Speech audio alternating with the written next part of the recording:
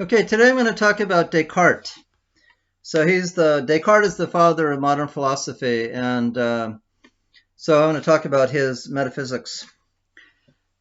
We're from Aristotle. Descartes is the first major philosopher, a pure philosopher to emerge, the greatest since Aristotle.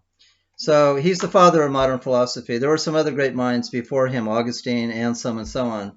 But Descartes, after Aristotle, the next big philosopher is René Descartes. He's the one who initiates modern philosophy. So let me say a little about Descartes. Today I want to talk about what's called Cartesian dualism. So basically today I'm going to be talking about Descartes' metaphysical system of the world, his view of ontology, of what exists. If you remember from Aristotle, Aristotle said that what exists is substance. For Aristotle, if you ask what truly is, Aristotle's answer to that is substance. Substance is what reality ultimately consists of substances. And Aristotle's definition of substance is that substance is something that can exist independently of anything else. So it doesn't depend upon anything else. So, for example, take a horse. A horse would be a substance because it exists. It exists independently of whether anyone is looking at the horse or not. On the other hand, the color of the horse, let's say you have a black horse. Black is not a substance because you can have a horse and it could be different colors, but whatever color it is, whether white or black or brown, cannot exist by itself. It has to exist in the horse. The size of the horse, for example, is not a substance because it has to be the size of something. For Aristotle, a substance is that which truly exists and of which you can then say different things about it. You can talk about its size, about its color, about its weight, and so on.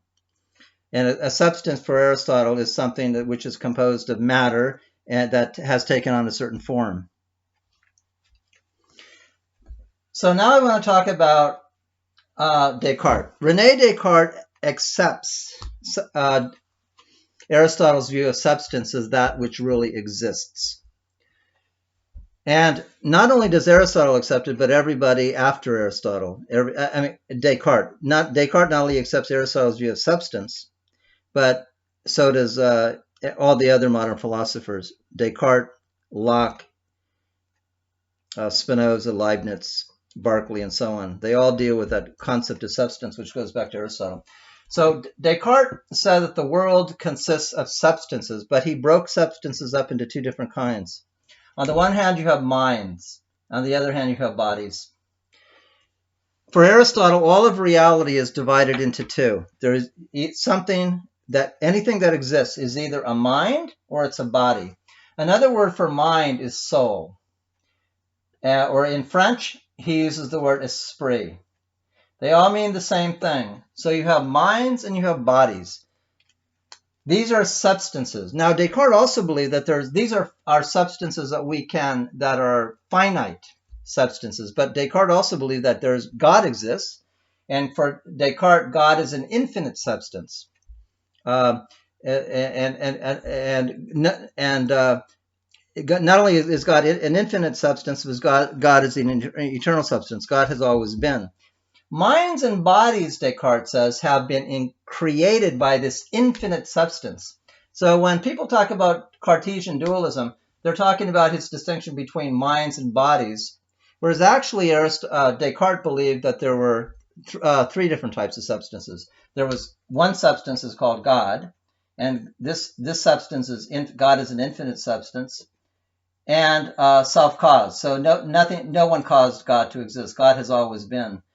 But Aristotle says that Descartes says that God created minds and bodies. These are finite substances. Okay, that's what Descartes is interested in. The Cartesian dualism refers to the distinction between minds and bodies. So that's how Descartes is going to break up the world. Now, each of these substances has a certain essence. There are certain things which are essential to it. Minds, the essence of mind, what it means to be a mind is to have consciousness. So consciousness. I'll write consciousness here. And Descartes uses the word thought. So minds have thought. if something is a mind, it has consciousness, it has thought.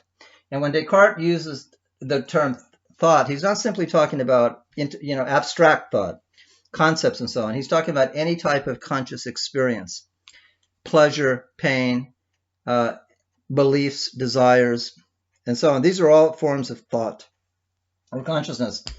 To be a mind is to be a thinking substance. Okay, the very essence of what it means to be a mind is to have thought or consciousness. To be a body is to be extended in space. So I'll put the word extended. Bodies have extension. So I'll write the word extension. Extension in space. Okay, the essence of a body is to have extension in space. The essence of a mind is to have consciousness. Minds are not extended in space. They have no extension in space whatsoever. They're not material objects. Bodies are purely material, physical things. They're extended in space. And to be a material body is to have no consciousness whatsoever. So think, for example, of a rock. Rocks have no consciousness. Minds do. Okay, so Descartes breaks up the world into minds and bodies. These are the essence of what it means to be a mind is to have consciousness. The essence of what it means to be a body is to be extended in space. Now, each of these substances, even though they have an essence, but each of these essences has certain properties. So there's going to be certain modifications. Okay, so there's basically three of them, and I'll explain. I'll go over each one. Minds are indivisible, so you cannot divide a mind up. They're indivisible. You can't cut them in half. They're indivisible and they're indestructible. You cannot destroy a mind. God can destroy a mind, but no one else can, because you can't break them up. They're indivisible and indestructible. You cannot break a mind up. On the other hand, bodies are divisible. They're infinitely divisible. Infinitely divisible. That means Descartes is saying that bodies are extended in space, and you can cut them up infinitely. You could cut one in half, cut one in half, cut one in half, cut one in half, and the process will never come to an end. They're infinitely divisible. So minds are indivisible, bodies are infinitely divisible. The next thing, minds are free. Minds have free will, so I'll put free will. Bodies are determined by the laws of physics. So if a mind or a soul has free will, it can make decisions that are not determined by the laws of physics. So on this side we have free will. On the other hand, material objects for Descartes are totally determined. There's no free will, and also there's no consciousness, because bodies, material objects, have no consciousness. They're totally determined by the laws of nature. So free will and determinism. The next thing is that minds are known directly. Minds are known directly, and I'll explain this in a second. Minds are known directly. Bodies are known indirectly. So what does that mean? If you have a mind, and all human beings have minds, minds are known directly. And what Descartes means by that is that, I'll take me as an example. My mind, I have direct access to my own mind, meaning I know what I'm thinking. If I'm in pain, I know I'm in pain. I cannot be mistaken about that. I cannot be mistaken about what I believe. I cannot be mistaken about what I see. I have direct access to my mind. When I see the color red or the color blue, I know I see red. I know I see blue. Okay, so minds are directly known. On the other hand, I only have direct access to my mind. I don't have direct access to anybody else's mind. So when I see another person, I don't know what that person is thinking, unless that person says something to me. Somehow the person is, and we have language to do that. So we've agreed that words mean something. So if I want to know what's going on in the mind of someone else, I don't have direct access to it. I have to watch that person's behavior, or I have to have that person say something to me. Okay? So minds are known directly, meaning I have direct access to my mind. On the other hand, I have no direct access to anyone else's mind. My access to your mind or to anyone else's mind is indirect. I have to infer what they're thinking or feeling from what they do or from what they tell me. Let's look at bodies. Bodies, Descartes said, so any objects like rocks or tables or any material object is known indirectly. So we do not have direct access to material objects, according to Descartes. Now, this is very kind of counterintuitive. Before Descartes, it was the common belief, even among philosophers, that we do have direct access to bodies. When I look at a horse, Aristotle would say, I'll take this marker as an example. And even today, most people believe that I say, well, most people believe when I hold up this marker and I look at it, I'm looking at the marker. If I'm looking at a table, I'm looking at a table. If I'm looking at this whiteboard, I'm looking at the whiteboard. I have direct access to what I'm looking at. Aristotle believed that. Aristotle believed that when you look at a marker, you're looking at a marker. You have direct access to it. Descartes did not believe that. Descartes believes that we do not know material objects immediately. We have no direct access to them. We have to infer that there is an object here. So, and this is called the representational. Let's see where we can write it here. If you could see that it's called the representational. I hope you could see this. Theory of perception. So Descartes believed in what's called the representational theory of perception, and actually that is what most people believe today. So this is not some weird idea that Descartes had, that's really weird. In fact, that's what most scientists believe today, the representational theory of perception. Meaning, when I look at this marker, I'm not seeing the marker.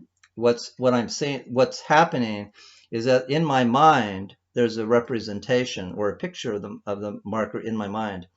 The perception is not out. I'm not seeing the object out here. What's happening is that in my mind, there's a representation of this. So when I look at this object, there's an image in my mind of this marker. There's a representation in my mind of this marker. And the best explanation for why I have this representation of this marker is that there is really something there. So Descartes believed that we do not directly perceive the world. What we perceive are mental representation of the world. This is called the representational theory of meaning. And as I mentioned a second ago, it's the dominant view today among people who study perception. So Descartes' view is accepted. Descartes wasn't the first person to say this. Galileo also said it. So anyway, it's called the representational theory of perception. And I'll talk about that a little later. So anyway, this is Descartes. He breaks the world up into two different types of substances, minds and bodies. Minds, the very essence of a mind is consciousness. The very essence of bodies are extension in space. Minds are indivisible. Bodies are infinitely divisible. Minds have free will. Bodies, material bodies, are totally determined. There's no free will whatsoever. Minds are directly known. You have direct access to your mind. Material bodies, objects in the world, are indirectly known. We do not have direct access to the world. In fact, for Descartes, you never see a tree, you never see a horse, you never see the sun, you never see the moon. What you see are representations of a tree, representations of a horse. These are in your mind. Now, we then make the inference that there really is something outside of our mind, but we never have direct access to that. We only have direct access to our representations of the object in our mind. I'll talk a little more about Descartes in the next lecture, but that's all for now. Talk to you later.